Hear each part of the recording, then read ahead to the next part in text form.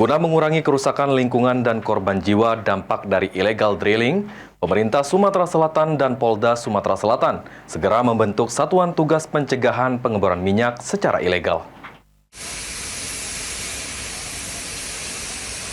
Kapolda Sumatera Selatan Irjen Pol Rahmat Wibowo yang ditemui seusai melakukan rapat koordinasi dengan PJ Gubernur Sumatera Selatan mengatakan pihaknya bersama pemerintah Sumatera Selatan segera melakukan persiapan pembentukan Satgas pada Rabu mendatang dengan mengundang pihak-pihak terkait. Langkah ini dilakukan akibat terjadinya ledakan di lokasi sumur minyak ilegal di Sungai Dawas Muba hingga mengakibatkan bertambahnya korban jiwa. Satgas terdiri dari Polri, Kementerian ESDM, Kementerian Lingkungan Hidup, dan SKK Migas serta pemerintah Provinsi Sumatera Selatan. Sembari pembentukan Satgas Polda Sumatera Selatan juga akan melakukan penyelidikan terhadap pihak yang diuntungkan dari hasil kegiatan illegal drilling tersebut. Adanya permintaan, harga tinggi, kemudian kebutuhan masyarakat yang bisa memperoleh uang dengan mudah di illegal drilling. Jadi penyebab maraknya sumur minyak ilegal. Ditambahkan Irjen Pol Rahmat Wibowo saat ini telah mengamankan 1 orang. Dan Polri juga telah membuat perimeter dan Pemkab telah membantu dengan eskavator untuk mencegah masyarakat masuk ke lokasi berbahaya. Orang meninggal dunia,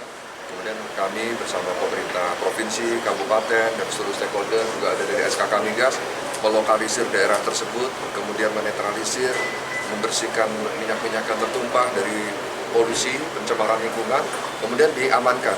Tapi ternyata tanggal 21 Juli dini hari ada sekelompok masyarakat yang masuk lagi ke situ dan membuka pipa yang sudah ditutup oleh SKK Migas dan terjadi ledakan lagi. 21 Juli sekitar jam 2 siang ditemukanlah ada jenazah lagi di situ, jadi udah 5. Nah, kami sampaikan kepada Pak Gubernur bahwa ini melibatkan banyak sekali kegiatan dan banyak sekali instansi.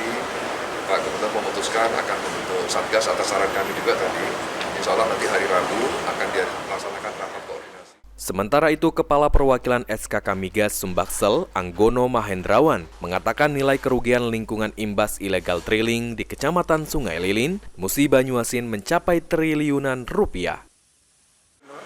Apalagi kami dari sisi yang